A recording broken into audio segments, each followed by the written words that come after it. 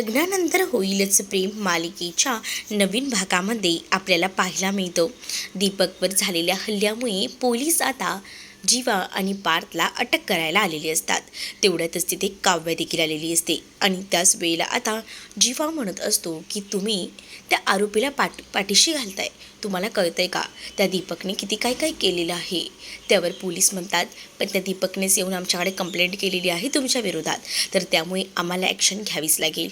जर तुम्हाला दीपकमुळे त्रास होता ना तर तुम्हीसुद्धा पोलिसात यायला हवं होतं, पण तुम्ही नाही आलात.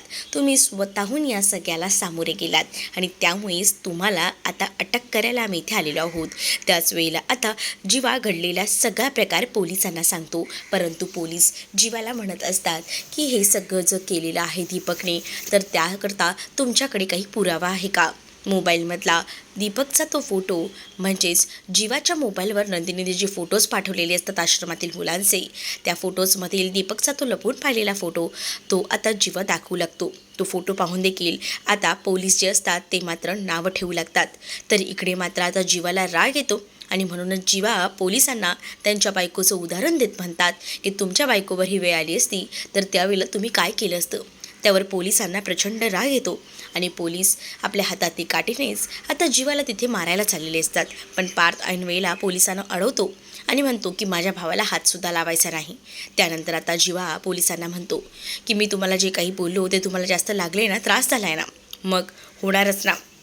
बायकोला जेव्हा काही होतं ना तेव्हा खूप जास्त त्रास नवऱ्याला होत असतो. हे सगळं काही जीवा बोलतच असतो. तर पोलीस म्हणतात तुम्ही आम्हाला काही सांगू नका, तुम्हा दोघा भावांना मी आता अटक करून घेऊन जाणारच आहे. तेवढ्यातच नंदिनी तिथे येते आणि नंदिनी पोलिसांना थांबवते. पोलीस जेव्हा नंदिनीला बघतात तेव्हा म्हणतात अरे मोहिते मॅडम तुम्ही इथे. आणि त्यानंतर पोलीस हवालदाराला सांगू लागतात की या मोहिते मॅडम खरंच खूप ग्रेट आहेत, यांच्यामुळे बरीच कामं सोपी होतात बरं. त्यावेळेला आता सगळीजणं अवाक होतात की नंदिनीला हे पोलीस चांगलेच ओळखत आहेत. तर त्यावर आता नंदिनीला ते पोलीस म्हणतात की मॅडम तुम्ही इथे कसे. त्यावर नंदिनी म्हणते की सर तुम्ही ज्यांच्यावर आरोप करताय ना ते माझे मिस्टर आहेत जीवा देशमुख आणि मी त्यांची बायको आहे. त्याचसोबत ते पार्थ देशमुख जे आहेत ते माझे दीर आहेत. तर तुम्ही जे काही आरोप करतायत ते चुकीचे आहेत, कारण जे काही झालं आहे ते मी स्वतः अनुभवलं आहे. माझ्यावरच हल्ला झालेला आहे. ज्या नंदिनीबद्दल हे बोलतायत ना ती मीच आहे. तुम्ही फक्त मला मोहिते मॅडम म्हणून ओळखता, माझं खरं नाव नंदिनी असं आहे. असं देखील आता नंदिनी बोलून दाखवते. आणि तुम्ही हे जे काही बोलताय त्यामुळे माझ्या कुटुंबाला त्रास होतो आहे, हे संपूर्ण माझं कुटुंब आहे असं देखील नंदिनी पोलिसांना म्हणते.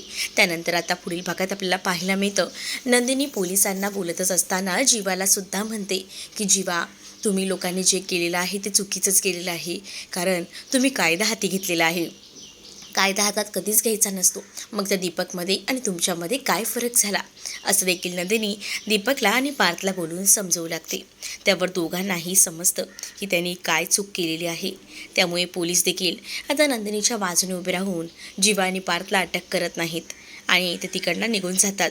तर त्यानंतर आता नंदिनी आणि जीवा हे रूममध्ये असतात. त्याच वेळेला आता नंदिनीला जीवाने सगळ्यांसमोर आपल्याला बायको म्हणून बोललेलं असतं, हे सगळं काही आवडलेलं असतं आणि म्हणूनच ती जीवाला म्हणत असते जीवा आज मला खऱ्या अर्थाने सार्थकी झाल्यासारखं वाटते.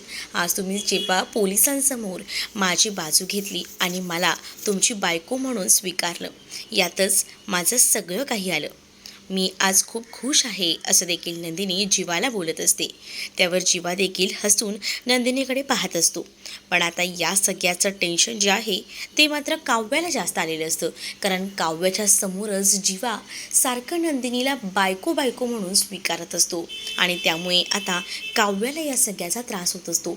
काव्या म्हणत असते जीवा हे सगळं कसं काय करू शकतो, म्हणजे त्यांनी नंदिनी ताईला बायको म्हणून स्वीकारलंय आणि इथे जी मी आहे ती अशी बसली आहे. पण आता काही झालं तरी मी शांत बसणार नाही. आमच्या नात्याबद्दल लवकरात लवकर मी घरच्यांना सांगून टाकणार आहे असं देखील काव्या म्हणते. तर तुम्हाला भाग कसा वाटला हे नक्कीच मला कमेंटमध्ये सांगा आणि अशाच अपडेटसाठी आपल्या चॅनलला सबस्क्राईब नक्कीच करा.